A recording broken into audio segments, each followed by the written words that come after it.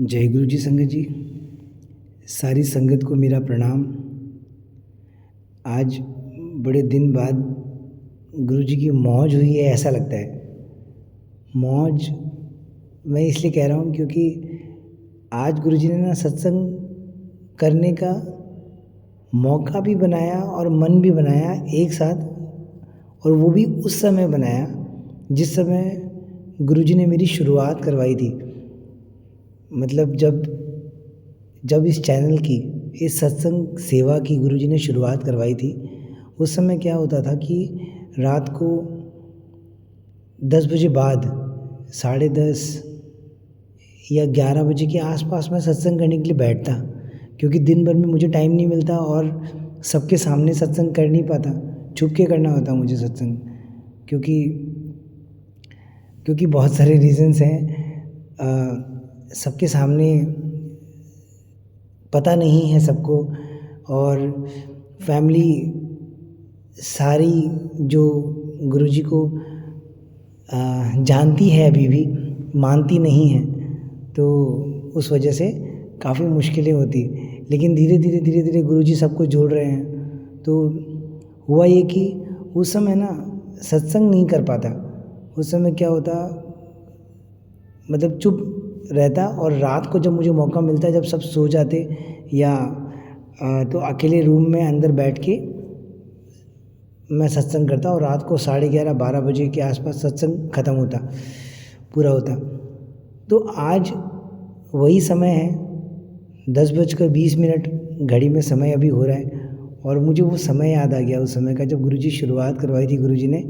और उस समय जब मैं सत्संग करता था तो बड़ा आनंद आता था, क्योंकि कोई डिस्टर्बेंस नहीं होता, बस पंखे की एक आवाज़ आ रही होती है। आज तो पंखा भी बंद है। तो मैं सत्संग की शुरुआत करता हूँ, और सत्संग भी गुरुजी ने ही याद दिलाया। इसको मैं एकदम कम्प्लीटली भूल गया था, इस सत्संग को ही भूल गया था। ये सत्संग आज से 1 साल पहले हुआ था। आज जाकर गुरुजी ने मुझे वो सत्संग याद दिला दिया, वो भी एक सत्संग के ही माध्यम से। अब हुआ क्या कि अभी यूं ही बस गुरुजी के पास आकर बैठा, और थोड़ा सा मन नहीं लग रहा था किसी एक बात की वजह से। तो फिर मैंने सोचा कि क्या करूँ, तो मैं गुरुजी के पास आकर बैठ गया, और बैठकर बस उनको कहने लगा। क्योंकि कभी कभी क्या होता है, सिचुएशंस आपके कंट्रोल में नहीं होती, तो बंदा क्या करे। तो जिस आगे जोर ना चले तिस आगे कीजिए अरदास।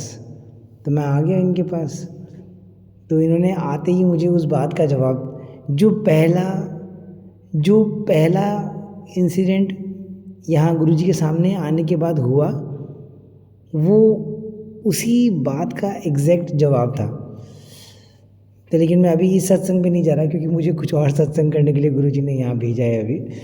तो मैंने ना अभी ऐसे ही मन बन गया, तो यूट्यूब पे मैंने एक सत्संग चलाया, तो वो सुखी आंटी का सत्संग था। और उसमें वो आंटी जो सत्संग सुना रही थी, मैं आपको पहले थोड़ा सा वो बता दूँ, क्योंकि उसी से निकला हुआ ये सत्संग है। तो वो आंटी ने एक सत्संग सुनाया कि गुरुजी एक बार किसी की शादी में गए, तो उनको भी साथ लेके गए। सुखी आंटी को, सुखमनी आंटी को, उनके फादर को, शायद तीनों को लेके गए। तो वो लोग वहाँ गए, उन्होंने अच्छे से ब्रेकफास्ट वगैरह किया, और गुरुजी ने भी ब्रेकफास्ट किया, सबने किया। और फिर दिन भर जो भी सत्संग करना था सत्संग किया, और सत्संग के बाद जैसे जो चीज़ें होती है दिन भर में वो की। उसके बाद गुरुजी को उन्होंने जहाँ पे ठहराया, वो गुरुजी वहाँ ठहरे, और सुखमनी आंटी, सुखी आंटी, उनको एक अलग जगह पे ठहराया। और वो जो जगह थी वो एक सर्वेंट क्वार्टर था, तो उनको ये देख के अच्छा नहीं लगा। लेकिन क्योंकि गुरुजी ने भेजा है, तो फिर जहाँ पे भी ठहरना है वहाँ ठहरना है, कोई कंप्लेन नहीं करनी, कुछ नहीं करना, बस जो गुरुजी ने करवा दिया वो करवा दिया। तो वो लोग उसके अंदर ठहर गए, और उसके अंदर जब वो लोग गए, तो जो दरवाज़ा था बाथरूम का दरवाज़ा था उसकी कुंडी टूटी हुई थी, सिंक जो था वो भी टूटा हुआ था, कहीं से पानी गिर रहा है, वो टूट फूट जैसी जगह, मतलब एक ऐसा कह सकते हो कि एक लो ग्रेड का जैसा वो कमरा था जिसके अंदर उनको ठहराया। तो क्योंकि गुरुजी को जाके इस तरह से नहीं कह सकते थे कुछ भी, और जो जगह मिली उसको स्वीकार करना था, तो इस वजह से उन्होंने कुछ नहीं कहा। लेकिन मैं आपको एक बात शुरू से ही याद दिला दूँ, क्योंकि ये पूरे सत्संग के दौरान आपको याद रखनी है, वो ये है कि गुरुजी को सब कुछ पता है। गुरुजी को सब कुछ पता है, क्या हो रहा है, क्या हो चुका है, क्या होने वाला है, उनको सब पता है, और सब कुछ उनकी मर्ज़ी के अनुसार हो रहा है, उनकी इच्छा के अनुसार हो रहा है। तो उनको वहाँ ठहराया। अगले दिन सुबह उठे, ब्रेकफास्ट के लिए आए, तो ब्रेकफास्ट किया तो गुरुजी ने पूछा कि सुखी, कंफर्टेबल? तो आंटी ने कहा कि हाँ गुरुजी कंफर्टेबल। अच्छा, तो उन्हें एक रात और ठहर, उनको एक रात और ठहरा दिया। तो आंटी ने कहा जो हुकुम गुरुजी, और वो एक रात और ठहर गई उसी कमरे में, लेकिन गुरुजी से कुछ नहीं कहा। फिर उसके बाद अगले दिन वापस ब्रेकफास्ट करने के लिए आए सुबह, और किसी एक समय पे जब मौका मिला तो गुरुजी ने पूछा सुखी, कंफर्टेबल? आंटी ने कहा हाँ गुरुजी कंफर्टेबल। अच्छा, तो फिर एक रात और ठहर। फिर तीसरी रात हो गई, तीसरी रात भी गुरुजी ने उनको वहीं पर ठहरा दिया, और फिर ऐसे करके फिर वो शादी का समय आ गया। और फिर जो हुआ वो एक अलग बात है, क्योंकि मेरा सत्संग उसके बाद से कनेक्टेड नहीं है, इसलिए मैं भी आपको आगे नहीं सुना रहा। तो ये इंसिडेंट उनके साथ हुआ। अब अगर किसी ने ये सत्संग पूरा सुना है तो उस सत्संग को मेरी वाले सत्संग से कंपेयर ना करें, क्योंकि मैं जो बताना चाह रहा हूँ वो बात अलग है, और इसके बाद इस सत्संग में जो हुआ वो बात अलग है। लेकिन बस मुझे ये बताना था कि ऐसा ही सत्संग मेरे साथ भी हुआ, इतना ही पार्ट, तो मुझे बस वही बताना है। तो हुआ क्या कि जिन संगत को इस बात के बारे में पता है कि रघुवीर अंकल यानी वो अंकल रघुवीर सिंह जिनका नाम है, जिन्होंने गुरुजी की सेवा की है, जिनसे गुरुजी ने सेवा ली है, 1985 से लेकर 2007 तक फिज़िकल रूप में सेवा ली है, और 2007 के बाद वो आज भी सत्संग सेवा करते हैं और आज भी करते हैं। तो इतने सालों से गुरुजी उनसे वो सेवा ले रहे हैं। वो अंकल जिनको गुरुजी ने हुक्म किया था कि मेरी संगता दे घर सत्संग किया कर, वो अंकल जो जालंधर में रहते हैं, जिनके घर गुरुजी गए थे और वहाँ बैठकर उन्होंने दूध जलेबी खाई थी, वो अंकल 31 मार्च को जालंधर में एनुअल सत्संग किया करते हैं। 31 मार्च एवरी ईयर। अगर किसी को उस सत्संग में आना है और देखना है कि सत्संग किस तरह से होता है, तो वो 31 मार्च का सत्संग जो रघुवीर अंकल के घर पे ही होता था पहले, अब एक हॉल में होता है जो बाहर है। और अगर किसी को जानना है कि किस तरह से वो सत्संग किया जाता है, सत्संग की रूपरेखा क्या है, कौन से शब्द यूज़ होते हैं, किस तरह से उसका फॉर्मेट कैसा होता है, तो वो ज़रूर वहाँ जाए और देखे कि कैसा होता है। और मोस्ट इम्पॉर्टेंट कि जहाँ अलग अलग जगहों से, पूरी दुनिया से अलग अलग जगहों से लोग आते हैं, संगत आती है, और सत्संग जहाँ होता है वहाँ गुरुजी होते हैं, क्योंकि जहाँ संगत होती है वहीं गुरुजी होते हैं। तो सबका कल्याण होता है। तो उनमें से क्या पता आपका भी नंबर लग जाए और आपका भी कल्याण हो जाए, तो इसलिए भी आओ। तो मैं बताना चाह रहा था कि लास्ट ईयर ना 31 मार्च को मैं वहाँ गया था। और या इसे ऐसे कहूँ कि गुरुजी ने मुझे उस सत्संग में आने का मौका दे दिया पहली बार। मैं लास्ट ईयर 31 मार्च को गया था, इस बार भी गया, लेकिन मैं जो सत्संग आपको सुना रहा हूँ वो है लास्ट ईयर 31 मार्च का। तो मैं 28 को वहाँ पहुँचा, जो मुझे याद है। हाँ, 28 ऑफ मार्च को मैं वहाँ पहुँच गया था, क्योंकि अंकल से मेरी बात हो गई थी और मैं चाहता था कि मैं वहाँ आके सेवा करूँ। और अंकल ने भी मुझे ऐसे ही कहा कि तुम आओ और वहाँ पे आकर सेवा करो। तो मेरा भी मन बन गया, क्योंकि संगत के मुंह से जब गुरुजी बोल दें तो आपको समझ जाना चाहिए कि गुरु का हुक्म है। लेकिन थोड़ा ध्यान देना, थोड़ा समझना, क्योंकि कौन कितना जुड़ा हुआ है ये बहुत इम्पोर्टेंट बात है। क्योंकि हम लोग ये तो सुन लेते हैं कि संगत के मुंह से सुनकर कर जाना, लेकिन हर इंसान संगत नहीं होती, हर इंसान जन नहीं होता। इसलिए थोड़ा समझ के, थोड़ा देख के, क्योंकि दुनिया है, माया है, तो लोग धोखा भी देते हैं। मैंने भी खाया है, इस वजह से आपको इस बात के बारे में बोल रहा हूँ कि थोड़ा देख के, वो इंसान कितना जुड़ा हुआ है, कितना गुरुमय है, वो भी बहुत इम्पोर्टेंट है देखना। तो रघुवीर अंकल ने जब सामने से बोला तो मुझे कोई डाउट नहीं था और मुझे बस जाना ही था। और गुरु महाराज से अरदास की तो गुरु महाराज ने कुछ ऐसा प्रोग्राम बना दिया कि मैं वहाँ आराम से पहुँच गया। 28 को पहुँचा। अब 28 को रात को मैं वहाँ पहुँच गया। तो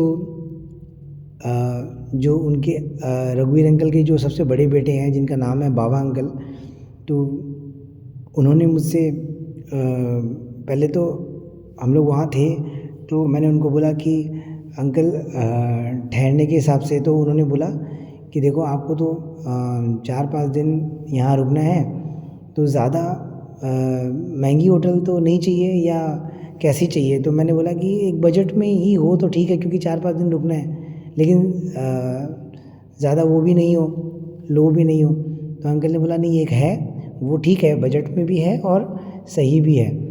तो वो मुझे एक होटल में ले गए। मैं आपको पहले ही बता दूं, एकदम ध्यान से सुनना और समझना कि मैं किसी की कोई गलती नहीं बताने की कोशिश कर रहा, ना ही किसी की कोई कमी को उजागर करने की कोशिश कर रहा हूँ। मैं बस एक सत्संग सुना रहा हूँ जो मेरे और सिर्फ गुरुजी के बीच में है। इसमें तीसरे किसी का भी कोई हाथ नहीं है और ना कभी किसी के बीच में होता है। ये सिर्फ इंसान को लगता है कि उसने ऐसा कर दिया, इसने ऐसा कर दिया, मगर गुरु ही करता है, बस गुरु ही करता है और कोई नहीं। बस वो करता है और जिसके साथ करता है वो आप हो, बस बीच में कोई नहीं होता। ये सिर्फ और सिर्फ दिमाग का जाला है, माया का जाल है, जिसकी वजह से आपको ये समझ नहीं आता। मगर एकदम क्लियर बात है कि जो करता है वो गुरु ही करता है और जिसके साथ करता है वो आप हो। बीच में अलग अलग तरह के लोग आएंगे, अलग अलग तरह की चीज़ें होंगी, मगर ना लोगों की गलती, ना चीज़ों का इधर उधर होना किसी की गलती है। वो बस गुरु महाराज चाहते हैं तो उस इंसान से करवाते हैं, बस इतना ही समझना। आपके और गुरु के बीच में कोई नहीं है, कोई भी नहीं, बस माध्यम बनते हैं लोग और कुछ नहीं। तो इस सत्संग में माध्यम बनाया उन्होंने बाबा अंकल को, बस माध्यम बनाया। तो वो अंकल ने बोला, तो मैंने बोला कि अंकल बजट वाली होटल ये ठीक है, मीडियम। तो उन्होंने क्या किया, एक वहाँ पे एक मीडियम रेंज में, मतलब पैसों के मामले में जो मीडियम में हो, वैसी एक होटल में मुझे वो वहाँ ले गए। और वहाँ पे और भी सेवादार रुके थे जो सेवा करने के लिए आए थे, और सब लोग बारी बारी करके एक एक करके आ रहे थे। तो मेरे बाद ही आए मैक्सिमम लोग। तो मैं वहाँ जाके ठहर गया और बाबा अंकल ने मुझे वहाँ छोड़ दिया और वो फिर चले गए वहाँ से। तो मैं गया और मैंने बोला कि रूम एक बार मुझे दिखा दो। तो उन्होंने मुझे रूम दिखाया, तो मुझे रूम इतना समझ नहीं आया। तो मैंने देखा तो मुझे थोड़ा सा मन में अच्छा नहीं लगा, क्योंकि लेकिन अब एक बात आप वापस मैं बोलता हूँ और बार बार बोलता हूँ ताकि आपको चीज़ दिमाग में एकदम फिट हो जाए कि जो कुछ भी करता है वो गुरु करता है और सब कुछ गुरु की मर्जी से ही होता है, सब कुछ। तो जब अच्छा मैं एक बात और आपको बताऊं, क्योंकि मैंने मेरे मुंह से मैंने बोल दिया, अब इंसान कहीं कंफ्यूज ना हो जाए, इस वजह से आपको मैं बोल रहा हूँ कि जो कुछ भी जब आप गुरु के पास जाते हो और वहाँ से वापस आते हो, उस दौरान जो लीला रची जाती है वो पूरी की पूरी गुरु महाराज अपने अनुसार रचते हैं। ये बात के बारे में बताने की कोशिश कर रहा हूँ मैं अभी। और जो दुनिया में आप अपना काम काज करते हो वो काम काज भी गुरु महाराज की मर्ज़ी से ही होता है, मगर गुरुजी ने ये कहा कि मेरे सामने दिमाग नहीं लगाना, दुनिया में पूरा दिमाग लगाना, कहीं धोखा नहीं खा जाना। वो दुनिया जिसकी मैं बात कर रहा हूँ वो ये काम काज है जो आप दुनिया में करते हो, सब कुछ उसकी मर्ज़ी से ही होता है। मगर जो सामने दुनिया आपके सामने है, जो माया है, वो आपके सामने जब आती है तो वो धोखा देने की भी कोशिश करती है, और तब उस समय आपको वो अपना दिमाग लगाना होता है।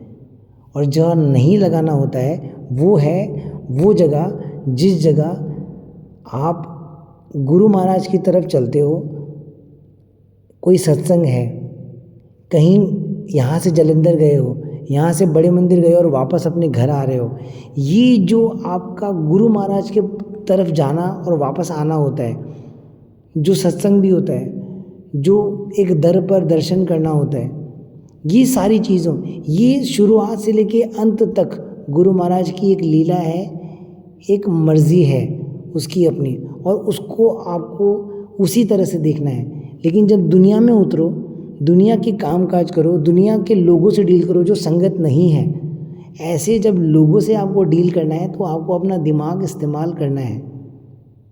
अगर आप मेरी बात को ठीक तरह से समझ गए हो तो अच्छी बात, नहीं समझे तो एक बार फिर से सुन लेना कि दुनिया में पूरा दिमाग लगाना, अपने काम काज में पूरा दिमाग लगाना, लेकिन गुरु के सामने अपना दिमाग नहीं लगाना। और गुरु के सामने दिमाग नहीं लगाने का मतलब है कि गुरु के जब ऑरा में आप होते हो, जब गुरु की तरफ आप चलते हो, जब आप सत्संग में होते हो, जब आप कहीं गुरु के किसी दर पर होते हो, जब आप गुरु के दर पर जाने के लिए घर से निकलते हो और वापस घर तक आते हो, ये जो दौर, ये जो ऑरा होता है जिस समय वो क्रिएट होता है, उस समय आपको दिमाग नहीं लगाना है, उस समय गुरु चल रहा होता है आपके साथ और सब कुछ उसकी मर्ज़ी से हो रहा होता है। तो मैं अपने सत्संग पर आता हूँ कि तब मुझे अंकल होटल पे छोड़ के आ गए, मैं चला गया, मैं रूम को देखा तो मुझे वो रूम समझ नहीं आया।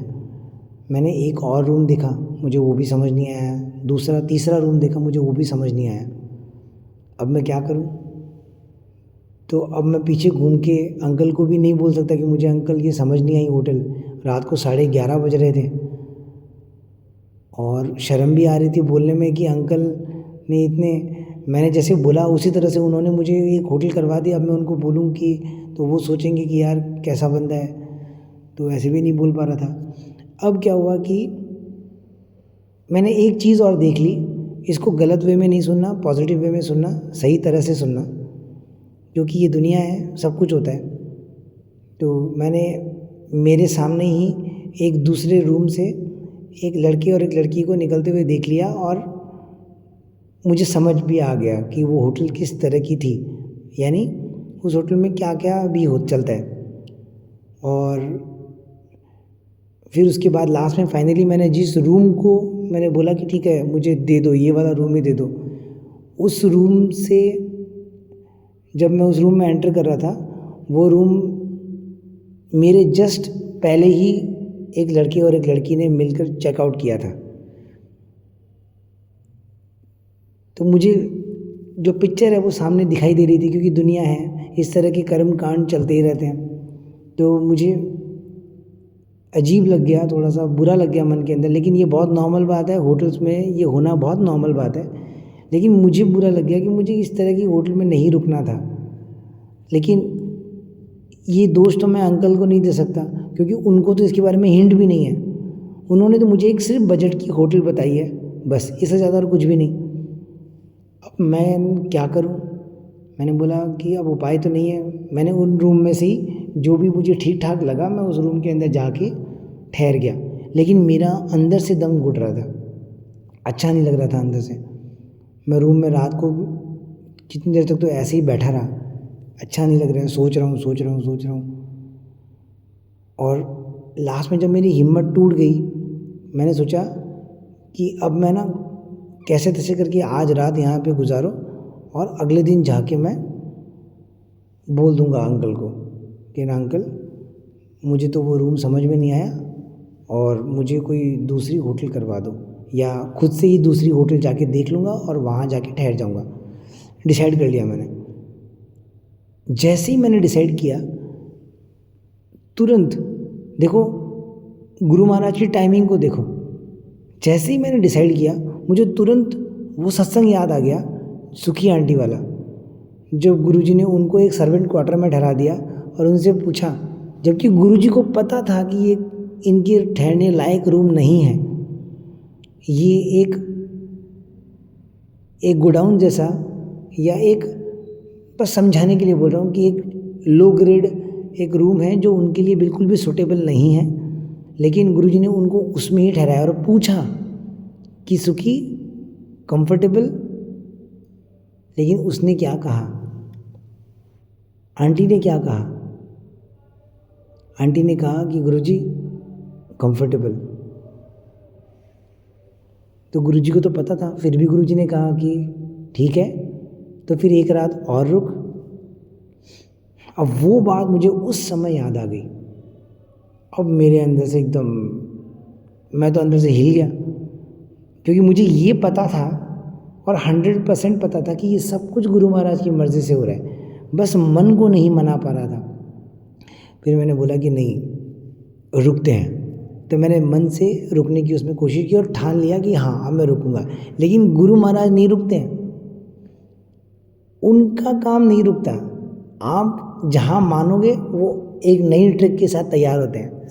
अब क्या हुआ कि मैं वहाँ पे रुक गया और मैंने डिसाइड कर लिया कि ठीक है, अब मैं इस रूम में ही रुक जाऊँगा। मैं सुबह नहा धो के फ्रेश होके जैसे तैसे भी करके जो भी हुआ मेरे साथ, मैं चला गया अंकल के वहाँ, चला गया और जाके अपनी सेवा में लग गया। संगत आती रही, दिन भर संगत आती रही और सारी संगतों की गुरुजी ने अच्छे से जम के सेवा ली और मुझे बहुत आनंद आया। रात को जाते समय जब हम लोग होटल वापस जा रहे थे सोने के लिए, तो अंकल मुझसे कहते हैं, बाबा अंकल मुझसे कहते हैं कि ये मतलब जो बाबा अंकल का जो शेफ़ है, जो उनके साथ लंगर की तैयारी करते हैं, उनके बारे में उनके लिए कहा कि ये तुम्हारे साथ ठहर जाएंगे तो तुम कंफर्टेबल हो? अब मैं क्या बोलूँ, मैंने बोला कि हाँ ठीक है, क्योंकि मैं पहले ही कंफर्टेबल नहीं हूँ रूम के अंदर भी, और फिर एक बंदा और वहाँ ठहरेगा। और वो देखो, फिर मैं बोल रहा हूँ कि इसको गलत तरह से नहीं सुनना, पॉजिटिव तरह से सुनना, कि मैं जानता नहीं पहले तो उस बंदे को। दूसरा, वो एक काम करने वाला बंदा है। अब मैं कैसे बोलूँ अपने मुंह से, मुझे अच्छा नहीं लग रहा है ऐसे बोलने में, लेकिन मानो कि एक खाना बनाने वाला एक बंदा है, अब वो मेरे साथ, मैं रूम में उसके साथ क्यों रुकूँ, ऐसा हो गया मेरे अंदर। तो मुझे अच्छा नहीं लग रहा मन के अंदर, लेकिन अब अंकल को मना भी नहीं कर पाया। तो अंकल ने बोला कि इनके साथ रुक जाओगे? मैंने बोला कि ठीक है अंकल, कोई दिक्कत नहीं है, रुक जाऊंगा। वही बात कि सुखी कंफर्टेबल? हाँ गुरुजी कंफर्टेबल। ठीक है, फिर एक रात और रुक। तो वही मेरे साथ हुआ, मुझे पूछा कि कंफर्टेबल? मैंने बोला हाँ अंकल कंफर्टेबल। बोला ठीक है तो फिर रुक जाओ। तो वो उन्होंने उनको मेरे साथ भेज दिया। अब हम दोनों जाकर रूम में सो गए। रात को थोड़ी बहुत जो बातचीत हुई, फिर हम लोग तैयार होकर सुबह सुबह वापस आ गए, फिर अपनी सेवा में लग गए। अब हो गई 30 तारीख, 30, अगले दिन सत्संग होना है। 30 को वहाँ पे 28, 29, हाँ 30, तो 30 को वहाँ पे हम लोग वहाँ पे दिन भर सेवा करते रहे। अंकल के वहाँ। और फिर रात को वापस सोने का टाइम आया तो एक अंकल और आ गए। अब बाबा अंकल मुझसे कहते हैं कि होटल्स वगैरह में तो और बाकी जगह पे तो रूम थोड़ी सी कम है और सब में संगत दो दो ऐसे करके है, तो ये अंकल भी तुम्हारे साथ ही रुकेंगे। और वो अंकल, वो जो खाना बनाने वाले भैया थे, उनके साथ हैं, उनके फ्रेंड, मतलब उनके साथ जो मिलके खाना बनाएंगे वो लोग 2 लोग हैं। तो वो दूसरे वाले बंदे को भी बोला कि ये भी तुम्हारे साथ रुक जाएंगे, तुम्हें कोई प्रॉब्लम है? तुम लोग 3 जन रुक जाओगे एक रूम में? अब मैं क्या बोलूँ मैंने बोला हाँ अंकल कोई दिक्कत नहीं है, एकदम कंफर्टेबल। बोला कंफर्टेबल? तो हाँ कंफर्टेबल। तो जा फिर एक रात और रुक। फिर मुझे उस अंकल को और भेज दिया। अब वो 2 हो गए और मैं 3 हो गए। यहाँ मैं गले तक भर चुका था पूरा, ऐसा समझ लो कि मैं गले तक भर चुका था। अब क्या हुआ कि रात को होटल में वो दोनों बंदे पहले ही चले गए और मैं बाद में गया। अब मैं जब गया तो एक बेड कितना बड़ा होता है, एक लिमिट होटल, बहुत बजट बढ़िया वाली होटल तो है नहीं, एक लिमिटेड वाली होटल है, तो उसमें बेड कितना ही बड़ा होगा, तो 2 लोगों के सबसे कंफर्टेबल है। और वो दोनों वहाँ गए और जाके दोनों जन बेड पे आराम, मैं जब घर वहाँ होटल में पहुँचा, दोनों जन बेड पे आराम से मस्ती से सो रहे हैं। ना कोई एक्स्ट्रा बेड है मेरे पास। मैं अपने ही रूम से ऐसा महसूस कर रहा था कि निकाला जा चुका हूँ, मुझे निकाल दिया गया है अपने ही रूम से। मैंने जाके देखा तो दोनों जन बेड पे सो रहे हैं और बेड पे थोड़ी सी भी जगह नहीं छोड़ी है उन्होंने सोने के लिए। मैं गया अंदर और जाके, रात को 11 बज रहे हैं, और जाके मैंने बोला कि वो लोग सो रहे थे, तो मैंने उनको बोला कि फिर उठाया, तो मैंने बोला कि अंकल ने तो बुलाया 3 जन, और उनको एकदम भी फ़र्क नहीं पड़ रहा है इस बात से कि कोई बंदा है जिसका रूम है ये और हम लोग उसी के रूम में सो रहे हैं उसको कोई फ़र्क नहीं पड़ रहा है, वो बस आराम से सो रहे हैं। मैंने उनको बोला कि ऐसे 3 जन फिर कैसे सोएं? तो उन्होंने थोड़ी सी जगह कर दी मेरे लिए, बोला आओ तुम भी यहीं सो जाओ। मैंने बोला बात तो ठीक बोल रहे हो, लेकिन मैं कंफर्टेबल नहीं था, एकदम भी नहीं हो पा रहा था, मतलब अब एडजस्ट भी नहीं कर पा रहा था। और हर बार मुझे गुरुजी, जैसे मैं एडजस्ट नहीं कर पाऊँ तो मुझे गुरुजी वो सत्संग याद दिलाते, सुखी, कंफर्टेबल। अब मुझे याद है ये गुरुजी मुझसे बार बार अंदर से पूछ रहे हैं कंफर्टेबल, अब मैं क्या बोलूँ? तो मैंने फिर उन दोनों अंकल को बोला कि अंकल आप रुको, आप सो जाओ, मैं देखता हूँ अपने लिए कुछ करता हूँ। तो मैंने दरवाज़ा, बाहर गया, दरवाज़ा बंद किया, पहले तो 2 चैन की सांस ली, सुकून पाया। फिर जो वहाँ और भी काफ़ी लोग आए थे, वहाँ से दिल्ली से भी काफ़ी संगत आई थी, सेवादार आए थे, कोई मेरे ख्याल से 70-80 लोगों की टीम थी वो सेवादार की। तो वो जो अंकल उनको लीड कर रहे थे, मैं उन अंकल के पास गया और मैंने जाके उनको बोला कि अंकल ऐसी सी बात है, हम लोग रूम में 3 लोग हैं, तो सोने की थोड़ी प्रॉब्लम हो रही है, तो एक्स्ट्रा बेड के लिए पूछने के लिए गए, तो एक्स्ट्रा बेड का भी इंतज़ाम फिर नहीं हुआ, बेड भी नहीं थे उनके पास एक्स्ट्रा, जितने थे सारे रूम्स वगैरह में दे दिए गए थे। तो फिर लास्ट में जाकर फिर एक रूम मिला। और अब देखो सिचुएशन देखो कि तीसरे दिन जाकर ना मैंने बस एक्सेप्ट कर लिया सब कुछ। मैंने बोला गुरुजी, मतलब क्योंकि इंसान के साथ गुरुजी करते ही इसलिए हैं ताकि उसके अंदर वो एक्सेप्टेंस का लेवल आ जाए। गुरुजी ने इस लेवल तक तोड़ा मुझे कि उस जगह पर आकर लास्ट में मैं तैयार हो गया था कि आप गुरुजी मुझे नीचे भी सुला दो, बिना गद्दे के भी सुला दो, मैं तो भी सो जाऊंगा। इस चीज़ के लिए भी तैयार हो गया था मैं। अब जब माइंड से मैं इसके लिए तैयार हो गया ना, तो देखो गुरुजी कैसे करते हैं। अब वो अंकल को मैंने बोला, तो लास्ट में क्या हुआ कि वो एक रूम ऐसा था उनके पास, जिस रूम के अंदर एक बंदा था, लेकिन वो अगले दिन सुबह आने वाला था, उसके लिए बुक था। और उसके साथ जो बंदा था जो वहाँ ठहरा हुआ था, उस बंदे को किसी और रूम में शिफ्ट कर दिया गया। तो अब बचा उस रूम का एक ही बंदा, और वो भी आया नहीं, वो अगले दिन सुबह आएगा। तो सबसे पहले गुरुजी ने क्या किया, मुझे एक रूम दिला दिया, वो खाली रूम जिसके अंदर कोई नहीं है। मैं उस रूम के अंदर घुसा। रूम के अंदर मैं जैसे ही घुसा, मुझे ऐसे लगा जैसे कि मुझे कोई 5 स्टार होटल में ले आया हो कोई। वही होटल है, होटल चेंज नहीं हुई है, वही होटल है। उसी होटल में वो रूम पता नहीं मेरे ध्यान में या मेरे जहन में कैसे नहीं आया और कैसे मैंने नहीं देखा, लेकिन वो रूम बाकी रूम से ज़्यादा फ्रेश, क्लीन, थोड़ा ऊपर नीचे है मगर बहुत हद तक क्लीन। मैं उसके अंदर बैठा तो मुझे ऐसा लग रहा है जैसे इतना अच्छा रूम दिया है मुझे।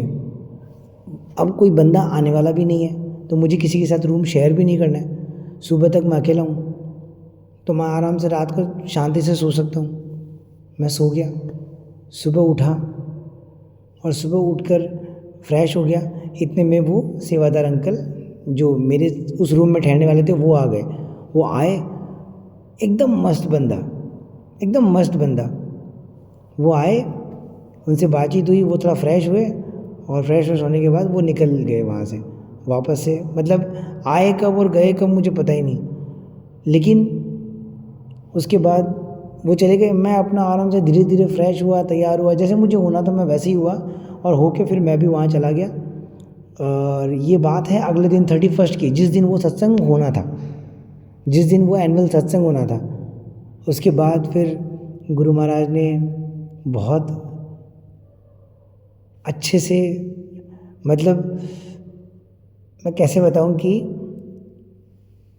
हम लोग 28, 29, 30 और 31 के सत्संग शुरू होने से पहले तक 2 बजे तक मुझे गुरुजी ने अच्छे से सेवा करवाई और मेरा मन अब भी सेवा करने का ही था। सच कह रहा हूँ, मेरा मन अब भी सेवा करने का ही था। लेकिन गुरु महाराज की रचना कुछ ऐसी होती है कि वो जानते हैं कि अब आपको कब किस समय क्या देना है। तो मैं पूरा तैयार था कि अभी भी मुझे सेवा ही करनी है, लेकिन गुरु महाराज ने कुछ ऐसी रचना रची कि मुझे सेवा से वहाँ से मैं बाबा अंकल की टीम में ही था, क्योंकि सबकी टीम बटी हुई थी और मैं बाबा अंकल की टीम में था लंगर सेवा में। तो मुझे अंकल ने कहा कि तुम यहाँ बैठ जाओ और जब भी मुझे ज़रूरत होगी तो मैं तुम्हें खुद से बुला लूँगा। तो मैंने फिर अंकल को बोल दिया कि अंकल मैं यहीं बैठा रहूँगा तो आप मुझे बुला लेना। तो मैं वहाँ बैठ गया, अंकल ने मुझे बुलाया नहीं और पूरे सत्संग के दौरान मैं वहीं बैठा रहा। और गुरुजी ने फिर मुझे लास्ट में समझाया कि मुझे तुझे सत्संग सुनाना था, सत्संग में बिठाना था, इस वजह से मैंने ये तरीका अपनाया और मैंने तुझे वहाँ बिठा दिया। सेवा जो करवानी थी वो 3 दिन में तुझसे मैं पहले ही करवा चुका हूँ। अब देखो ये सारी अंदर की बातें हैं, ऐसा कुछ नहीं कि मुझे कुछ कहने के लिए आया है और ना कोई किसी से कुछ कहता है। असल में आपके अंदर की आत्मा ही है जो आपको सब कुछ कह रही होती है। तो ये जो 3 दिन में गुरुजी ने मुझे अंदर से तैयार किया और खुद ही टेस्ट लिया, खुद ही पास भी करवाया, क्योंकि ना तो देखो गुरुजी के टेस्ट में पास होने की किसी की ताकत है और ना कोई हो सकता है। वो खुद ही टेस्ट लेता है, खुद ही जिसको चाहे उसको पास करा देता है। तो मेरी तरफ से तो मैं तो बस यही कह सकता हूँ कि गुरु महाराज आपका बहुत बहुत धन्यवाद। और ये भी बोलते वक्त मुझे ऐसा लग रहा है कि क्या बकवास कर रहा हूँ मैं, कि उस परमात्मा को धन्यवाद देने की कोशिश कर रहा हूँ एक शब्दों में। और ये सच में ही एकदम फालतू बात है, एकदम फालतू, कि हम लोग ऐसे मुंह से ऐसे बोल देते हैं थैंक यू गुरुजी, शुक्राना गुरुजी। एक्चुअल में ये एक एहसास है, शुक्राना जो है वो एक एहसास है, धन्यवाद एक एहसास है।